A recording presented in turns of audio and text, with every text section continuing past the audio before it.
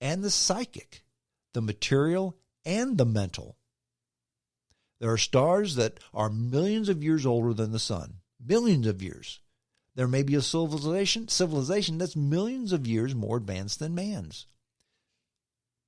We've gone from Kitty Hawk to the moon in 60, 70 years. And possibly, it's possible that a million-year-old civilization may know something that we don't, and hypothesize that a M&M technology, that's mental and material, encompassing the mental and material realms. The psychic realms, so mysterious to us today, may be an ordinary part of an advanced technology. So again, look where we've gone in 60 years. What about 1,000, 10,000, 1,000,000 years advanced? What will we learn? Now, in Hynek's book, which he co-wrote with Jacques Vallée in 1975, called The Edge of Reality, Hynek published a stereoscopic photograph of a UFO he took during a flight. Now, according to the book, he said the object stayed in sight long enough for Hynek to unpack his camera from his luggage and take 2 photos. The most dramatic of Hynek's classifications, Close Encounters of the Third Kind, would, of course, become the title of a Steven Spielberg movie released in 1977. Now, it was reported that Hynek was paid a whopping $1,000 by Spielberg to let him use Hynek's title, Close Encounters of the Third Kind. He then received another $1,000 for the rights to use stories from the book and $1,500 for 3 days of consultation. That's hardly a windfall by Hollywood standards. And how much money did Spielberg make from the film? And it cost him $3,500. That's all that Hynek got. Hynek also had a brief cameo in the film, playing an awestruck scientist when the alien craft comes into close view. Now, back in November of 1978, Hynek presented a statement on UFOs before the United Nations General Assembly on behalf of himself, Jacques Vallée, and Claude Poor. Now, this speech was prepared and approved by all 3 authors. Their objective was to initiate a centralized United Nations authority on UFOs. Now, it didn't happen, but just consider this. This is 1978, so this is not ancient history. Jacques Vallée, Claude Poor, and J. Allen Hynek actually made a presentation to the United Nations, and they listened to him. The guy had credibility. In 1978, Hynek also retired from teaching, but he did continue to collect and evaluate UFO reports under the auspices of the Center of UFO Studies. He founded that back in 1973, and this organization still continues to this day. In 1986, at the age of 75, Hynek died of a brain tumor. Now, he hadn't written, it's interesting, a man of that intelligence dies of a brain tumor. Ironic, I think. But he hadn't solved the UFO riddle, but perhaps more than anyone else, he had made trying to solve the riddle a legitimate scientific pursuit. Now, everyone has their opinion of J. Allen Hynek. Mine is that he was the real deal. He was an astrophysicist. He was a scientist. He was a bright man who worked for the government on the side and taught school. He did not have to do this, but he was a scientist, and he did not believe in whitewashing anything. He believed in going after the scientific answer, the facts. And he was a believer based on what he saw and what he hypothesized, okay? Now, something to consider. If you think that J. Allen Hynek was just a clown, just a dolt, another dopey Art Bell UFO guy. Upon his death, how much money was J. Allen Hynek worth? $300,000. That's it. Now, if you think to yourself, well, that's a lot of money, Strong, especially back in 1986. You know what? It kind of was. I mean, he wasn't a pauper, but he really wasn't. That doesn't mean that you're a wealthy man. Sure, you have plenty, but you're not a millionaire. Okay? The translation was, he did not do it for the money. Something to remember is that, Hynek died at age 75, but he was still working well into his 70s. So he was continuing to earn money. And he was a professor. And he was a consultant to the government. And he wrote books and did speeches too. But he only earned $300,000. Translation, he didn't do it for the money. So if he didn't do it for the money, you have to ask the question. If he was a phony, if he was a fake, if he was a charlatan, you have to ask this question. Why would a brilliant, well-respected astrophysicist put his reputation on the line to make statements like he did? There's only one answer, and that is that he truly believed it. Now, was he right? Was he wrong? That's open for discussion. None of J. Allen Hynek's hypotheses were proven. They were all theories. He never proved them.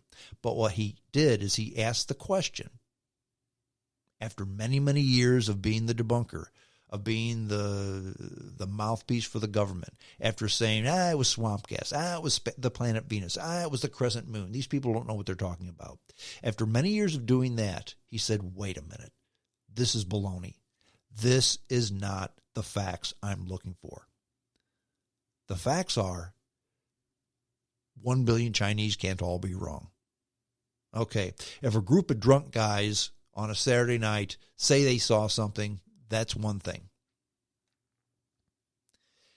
If a military pilot says he saw something, that's another thing. If a policeman like Lonnie Zamora said he saw something, that's different. If a policeman like Lonnie Zamora, who was a respected police officer, reported an encounter with a metallic egg-shaped aircraft in a small town of Socorro, New Mexico, think of the blowback he would have received from his superior officers and from the townspeople. Why would he make that up? J. Allen Hynek believed what he said. And there's a whole lot that to me, that holds a whole lot of water. That's an important statement, that he truly believed what he was saying, that he truly believed that there was something else going on. And the most interesting hypothesis that he had, and it was truly the most unique hypothesis that he had, was the whole interdimensional theory.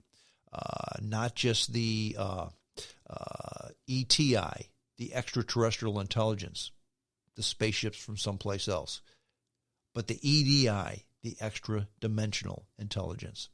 And if you think about it, the EDI explanation it could make sense. Now, it couldn't make sense with anything we understand right now. But as I mentioned before, so many things that we do not understand, that we understand now, we had no idea about them 50, 60, 70, 100 years ago. Case in point, something we take for granted, like a smartphone. If you were to take a smartphone and give it to the smartest man in the world 100 years ago, they would never figure it out. They just wouldn't, because they did not understand the technology. Thomas Edison, arguably the smartest man in the world, if you gave him a smartphone and asked him how to make this work, he couldn't have done it. Not that he wasn't. Edison was arguably the smartest man in the world at that time. He wouldn't be able to figure that out. It probably would just be debunked as witchcraft. And that was what J. Allen Hynek said. He said, look, these people saw something. And the way you're addressing this is to mock and ridicule and make fun of them. When he suggested we need to look into this and finding the solution, that's when they were done with him. That's when they stopped listening to him. When he said, let's find out the true reason, that's when they were done. Now, are ETI and EDI the answer? Is that what UFOs are all about? Don't know. But we do know that it's certainly not swamp gas. It's certainly not the planet Venus. Okay? It's certainly not people's imagination. Most recently, Captain Favor. I did a podcast on him. The Tic Tac UFOs. Okay? That's not made up. The government has recently just admitted, you know what?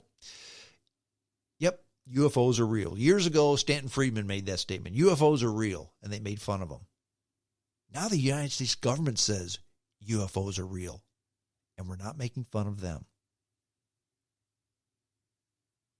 J. Allen Hynek was the grandfather of ufology.